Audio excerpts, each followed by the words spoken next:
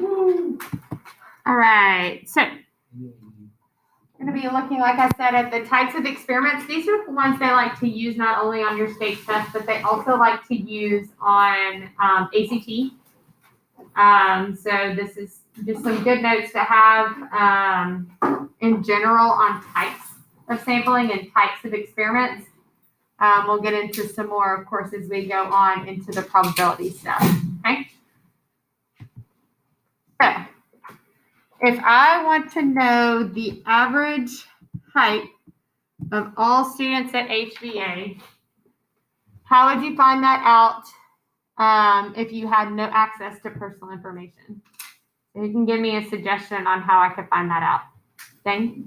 Grab a tape measure and get to work. Grab a tape measure and get to work. Would you ask for them if you could do that, or just do it? Well, I'd try to do it from a distance, but if I had to, get the exact measurement, I would.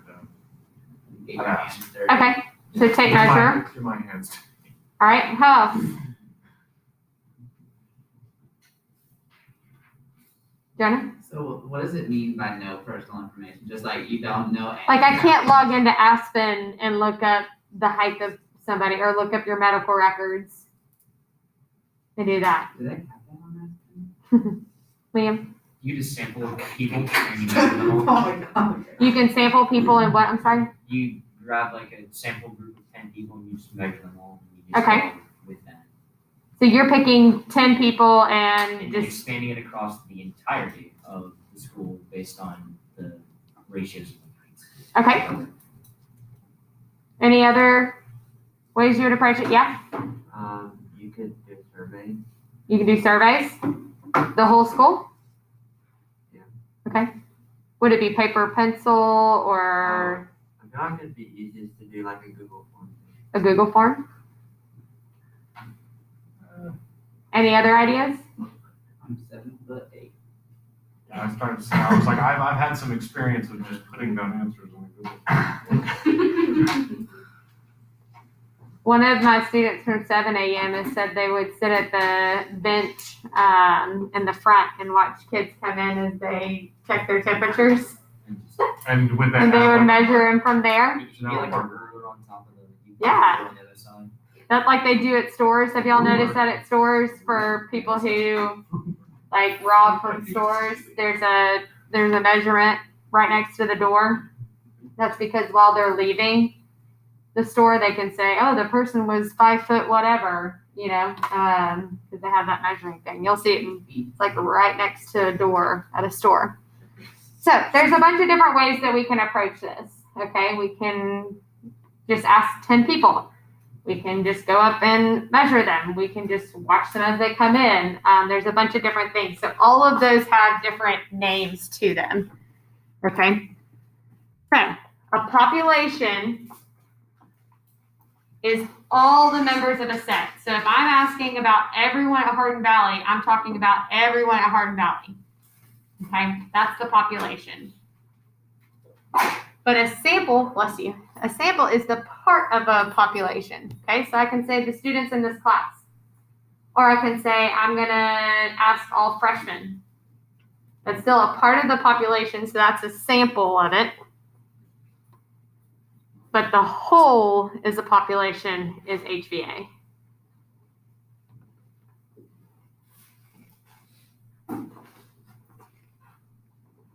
So like I said, there's more writing with the notes today, but I'm going to give y'all plenty of time to write it down.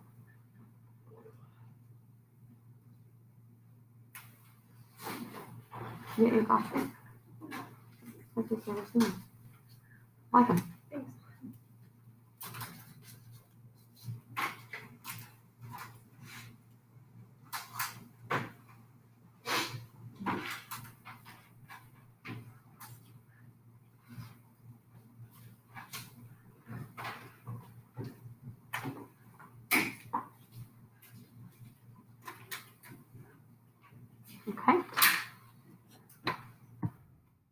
Okay. Here are different types of samples. Okay. So for a convenience sample, it is conveniently right in front of me. So if I wanted to know the average height of students at Hardin Valley Academy, and I'm like, I'll just ask these kids that are sitting right in front of me. Y'all are conveniently in front of me. Okay. Kind of like if I wanted to know information about people shopping at a mall, and I go sit at a park bench, conveniently. Park bench like they have in the mall. They are conveniently in front of me. Okay. Self-selected. It says select only members of a population who volunteer for the sample. Okay. They are self-selecting themselves as like, hey, I'll volunteer. Okay. Systematic is when you put the population in order and then you take from an interval. So maybe I write all of y'all in alphabetical order and I take every third person and I ask y'all a question. Or I put all the 10th graders in order alphabetically and I ask every fifth person a question. Okay. That's systematic. There's a system to it. Okay. Then there's a random sample that are literally just random. Okay. I can stand at the front door and I can randomly ask someone if they like mac and cheese. Then I can ask the next person. If not, I can ask the next person. Again, it's just random. There is no method to my madness. I like mac and cheese. Good to know. I also like mac and cheese. I think I skipped over you and asked the person behind you when you walk through the door. The way Directly behind me, or like to the right or to the left? Well, in my example, I said is kids walking in the door choose. in school. I skipped over you and asked the person behind you because it was random. Well, there was a lot of traffic going into the school. But you also just self-selected yourself to tell me that information. Well, Also, wouldn't you like yeah, more I data like mac points and for your cheese. I do. I'm very fond of mac and cheese. fond? Yes. Very fond of mac and cheese.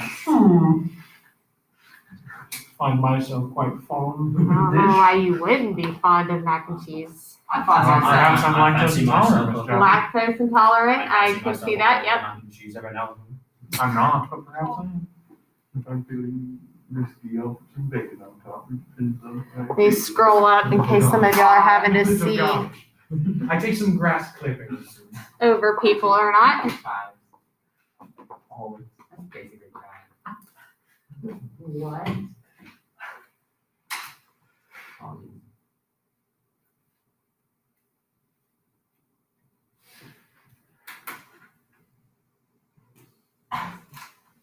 So on your homework, basically they're going to go through a scenario or a situation and they're going to ask you, and that's why this homework, I said I'd be afraid of all the paragraphs you're going to give me. But it's going to ask you to pick either one of these samples and describe the situation in that sample kind of thing.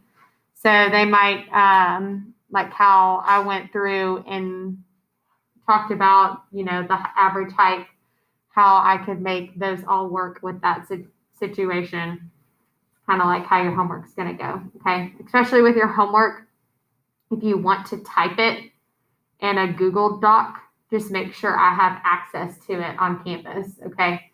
But if you want to save it as a PDF or whatever, or if you want to go still like old school, keep writing and taking pictures, that's fine too. I just know a lot of people are wanting to type. So, and that's fine as well.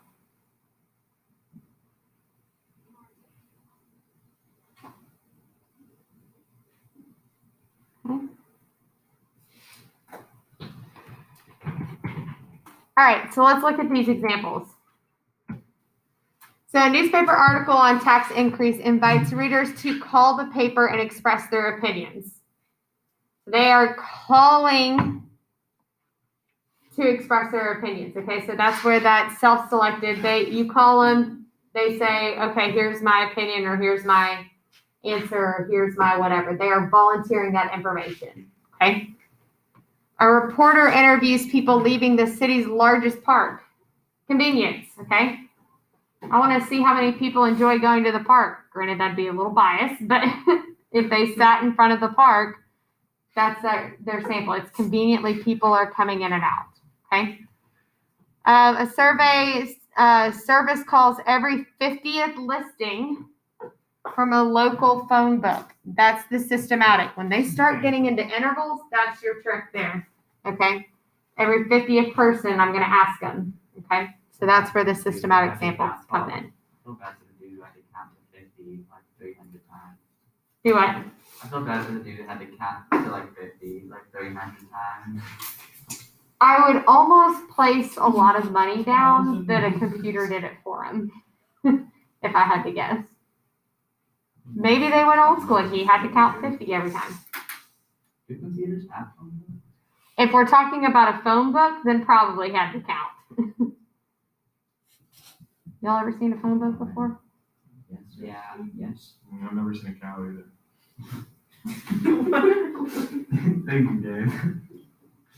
That was always tricky because if someone had the same name, you had to call all of them until you got to the right one. You're like, hello, is this the one who's like 15? All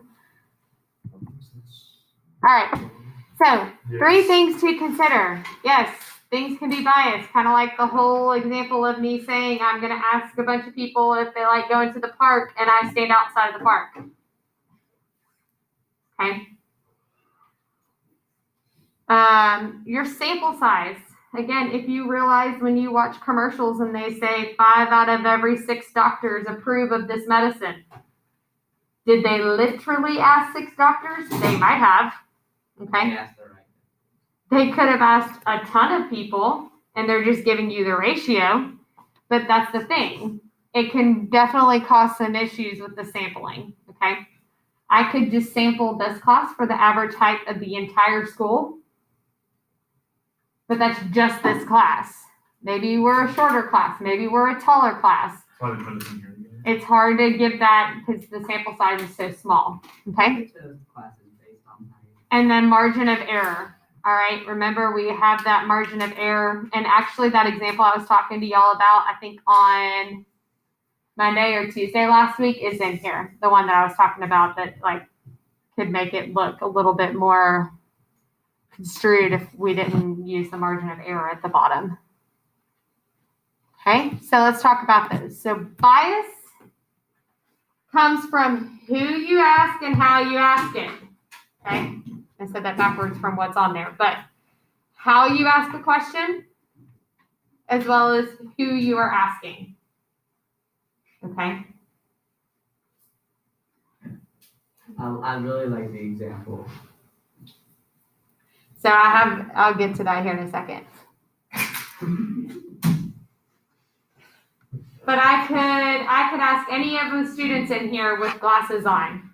Do you feel like people who wear glasses should be called 4 eyes or something like that? You know, and it's like, well, wait a second. No, because I'm also one who wears glasses as well. Okay, so that creates a bias. It's who's being asked. Then it's how you phrase the question. Okay, so surveys and statistics will not give you valid results, of course, on a biased opinion, who and how you ask it. So I had an intern, that's why this example is up there. I had an intern that was, bright red hair, couldn't miss it. And she put this question up there and she asked the kids, so if a redhead tried to ask you if you believe redheads have a soul, so she would just say, do you believe redheads have a soul? And these kids are looking at her like, you want me to answer that? Because you have red hair and you are also in control of my grades kind of thing. So, but It's like if I asked if like blondes are all dumb and then everybody would say yes because of me. but they know you. Exactly. That's why they would say yes. They know your sense of humor.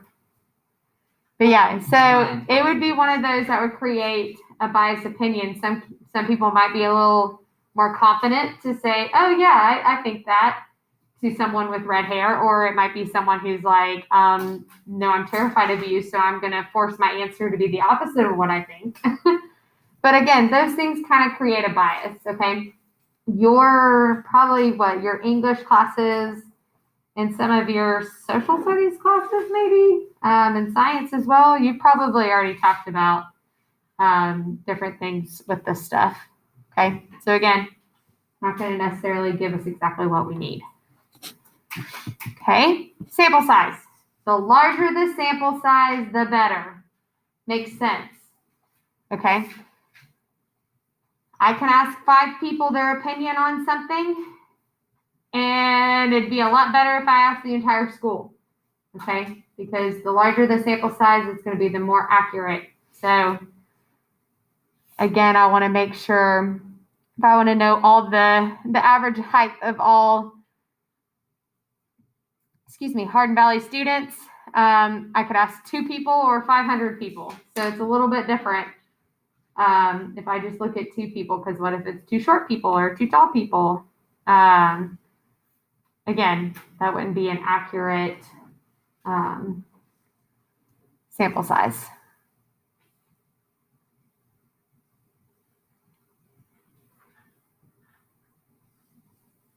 All right, and then of course, margin of error.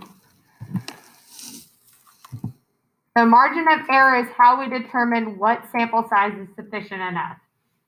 Okay, we want, and it did delete off of there. Good. The margin of error represents an interval that contains the true population average and 95% confidence level. So remember, if we had a smaller margin of error, that means it's going to be closer. So when we're running our data and we're looking at data, we want to make sure that margin of error is small as possible. So that way, if you're taking away and adding that margin of error percentage, we want to make sure that it's sufficient enough to what sample size we pick. Who remembers that formula? It was a small one.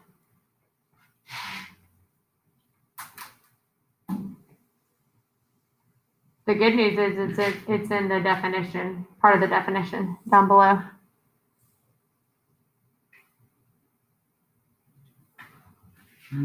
Population divided by average.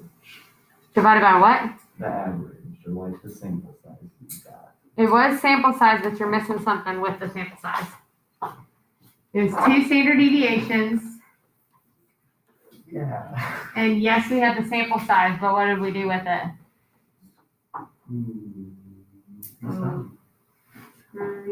Yeah. We took the square root of the sample size. So that was our margin of error formula. Okay.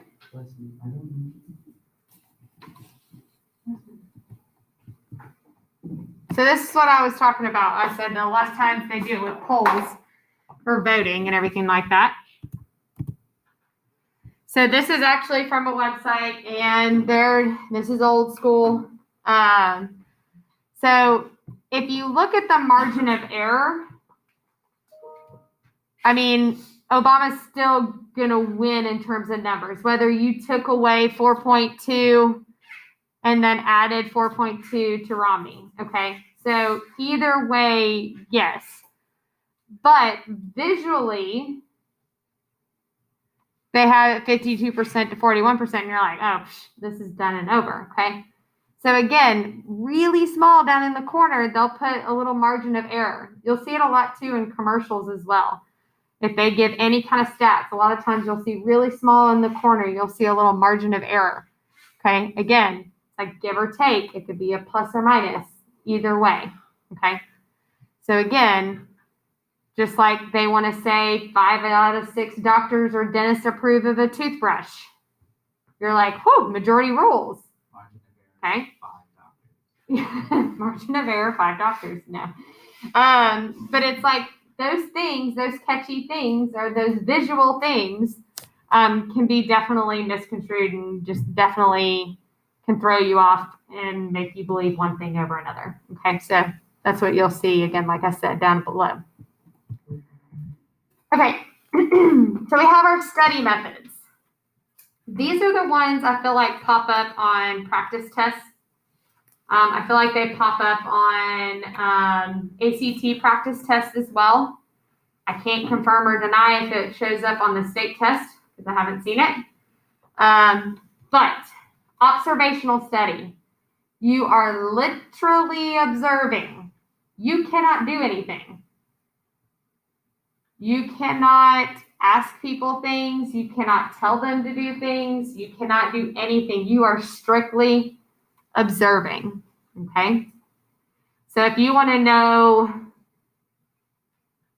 how many, or if you want to know, is it more likely to see old people or teenagers at the mall? Okay?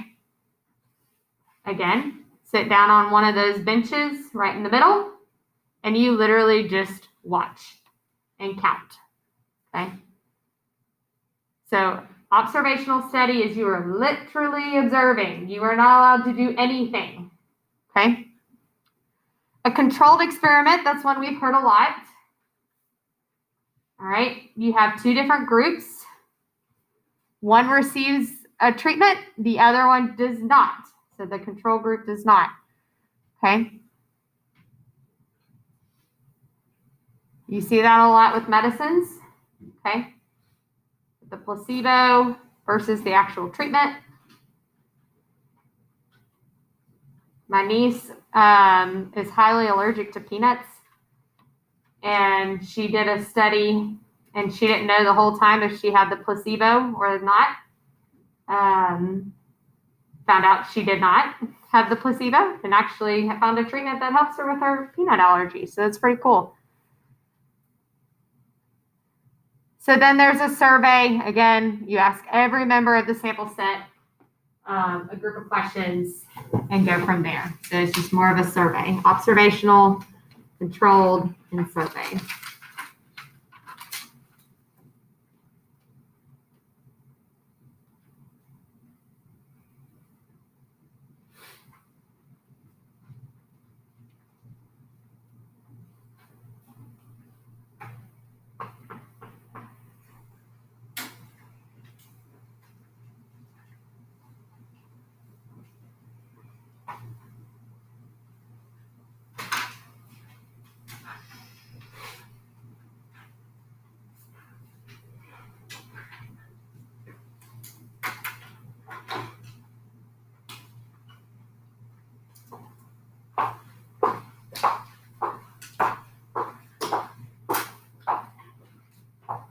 And these, just as any other of the probability questions, they can get to be a discussion. When you read a scenario and you're like, oh, they're asking people, so it can't be observational, or they're doing this, and there's an argument usually for a lot of them. And that's where it gets to be a little gray area. Not the annoying part of a lot of those, because you can have an argument, but if you're taking a multiple choice test, it's always choose the best one. Well, we don't know the best one if you have an argument, because then it becomes opinion. I'm trying to get the sap off of my watch.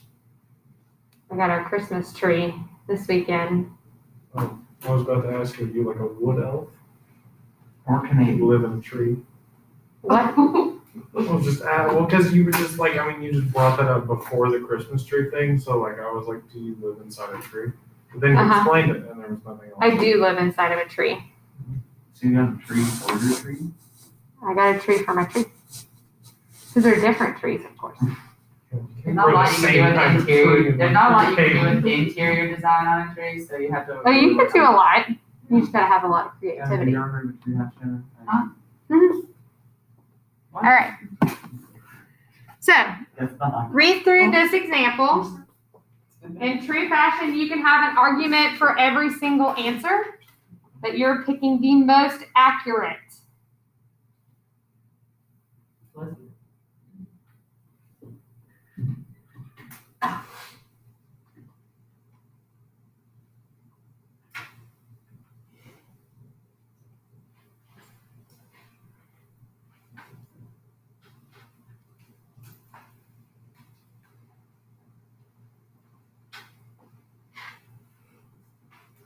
picking the most accurate answer.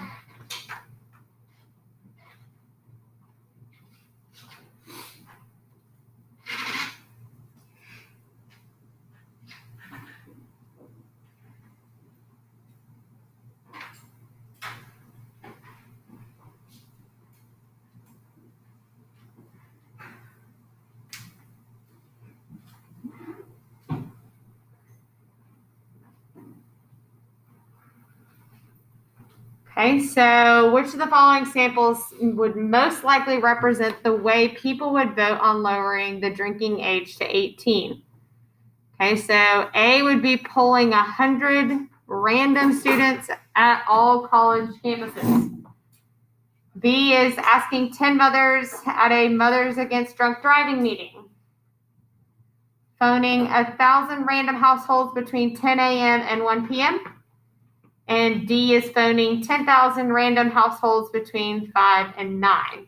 So, how many think it's A? B? C?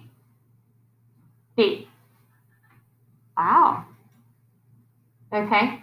So no one picked C. It's usually between C and D, all right? A and B, 100% obvious. Definitely create some biased opinions both ways. Okay. A, they'd probably tell you, let's lower it down to 15 and call it a day, you know, kind of thing. B, they'd probably say, let's raise it up to 40. Okay. Between C and D, what would be a reason why we would not want to pick C? Caden? Most people might be at work during People- those times. People are at work? Lunch. Okay. I mean, people go out. That's a lunchtime day. Not anymore. It is a Dave. Why are lunchtime. you promoting going out during Okay. Why else would we not pick C?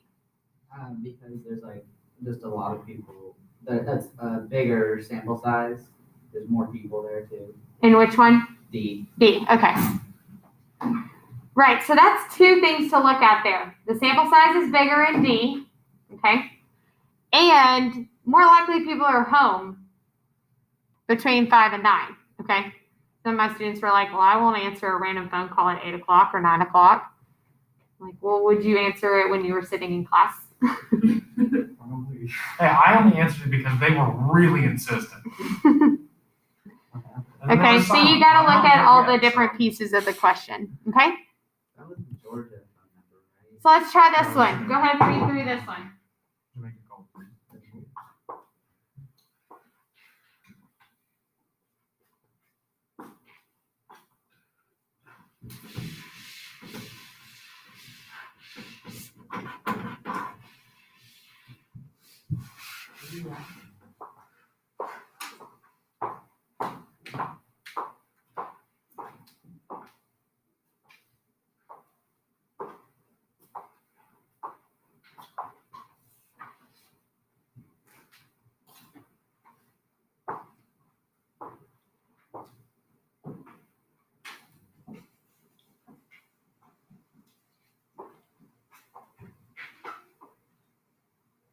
All right, so which of the following samples would most accurately represent the most popular clothing stores in the U.S.?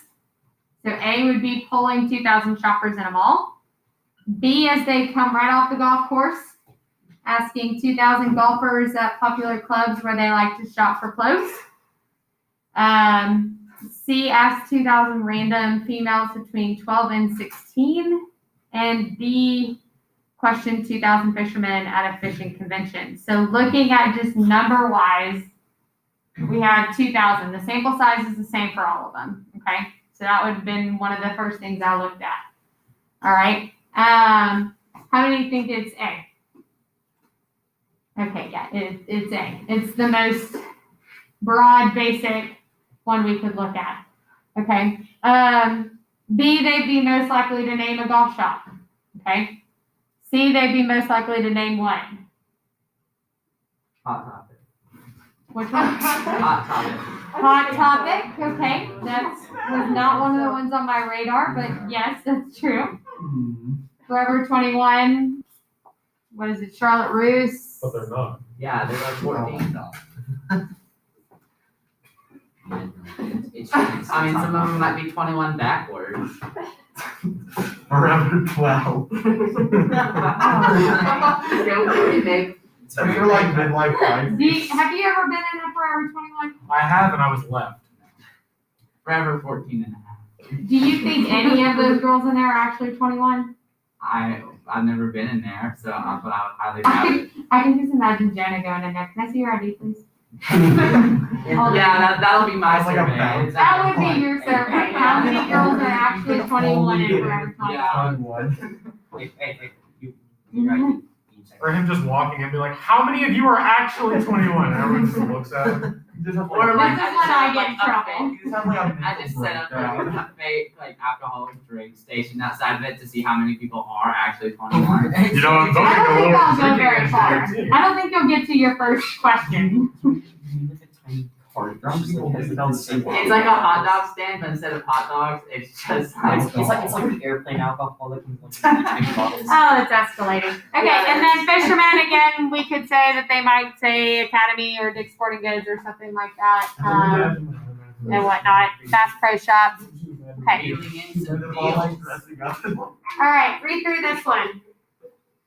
No, I was thinking like a bunch of middle-aged men in a popular club, not as in golf club, but as in like nightclub. They shop No, at like a country club. Yeah, but they're like 50-year-old men in khakis, I just think they like shop at like Belt. club. Oh my goodness. Okay, read through this one. Oh crap.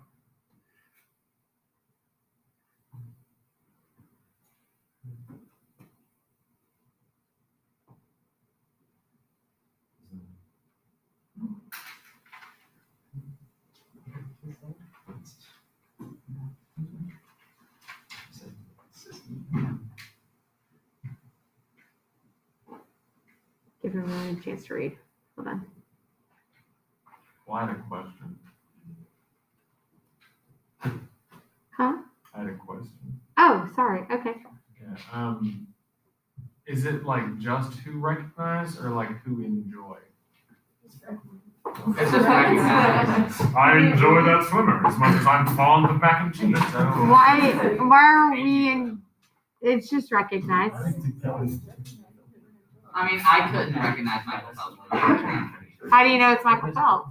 I mean, like, I know who he is, but I just don't know what he looks like. Sorry, this mask is like too big for my face. It's not big. Grow a bigger face, dude. Huh? Grow a bigger face. Yeah, big face. That's a whole lot easier than get another mask. You're right.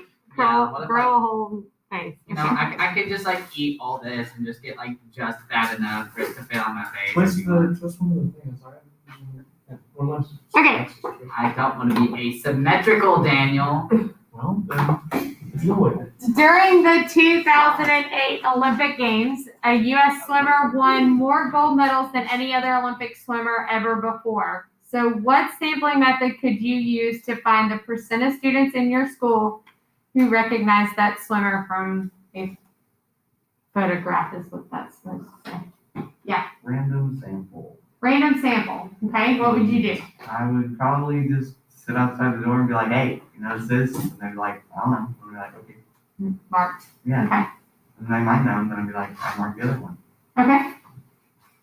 What else? Like a Polaroid.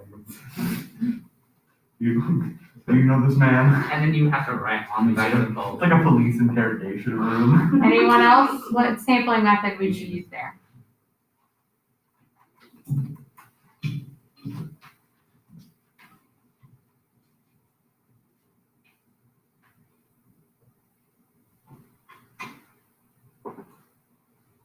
Yeah.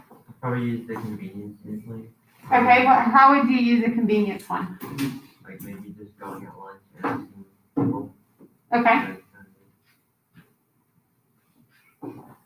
What would cause a biased, we're biased results here? What would cause that? Mark this meeting. Mark this piece of paper if you know who this is. If you ask like this, if you ask like a You guys- swim team, it's like, yeah, who's this? If I asked the swim team, right? If I went up to someone on the swim team and said, "Hey, do you know who this is?" or someone who's got their phone out and they automatically can look at it, And they go, Right, Colin? Because they're already looking at the picture. right, Colin? He's holding a bowl of mac and cheese. Okay. So then, what is an example of a survey question that is likely to yield no bias? Yeah. I don't have like a specific example, but something that like no one would really like know about, Uh huh. so they can't like really form an opinion on it. Who is Okay. this? Yeah, you know this guy. Who is this? Yeah, do you know who this dude is? Do you know Right. this man? Someone in my 7 a.m. class actually took it a step further, and they said, show a picture of him in normal clothes. Okay. Definitely, if I showed you a picture of a swimmer in a bathing suit with all the medals on, you'd be like, oh, that's Michael Phelps or whatever. But if maybe like a casual outfit or something like that, Could be a Michael Phelps impersonator. could be. Which one is the real Elvis? Michelle Phelps. My uncle thinks he's one of them. I know this. All right, so again, your homework, please do me a favor, do not give me a lot of paragraphs. Don't Um, and look at me like that when you say it. I'm scanning the crowd, scanning the It's a whole crowd. random It just sample. happened to be the same time I looked right at you. But you are going to have to justify and just say, which method you're using and what it would look like for each different type of scenario. Okay, so we're going to go ahead and get started on that, and then we'll finish from there.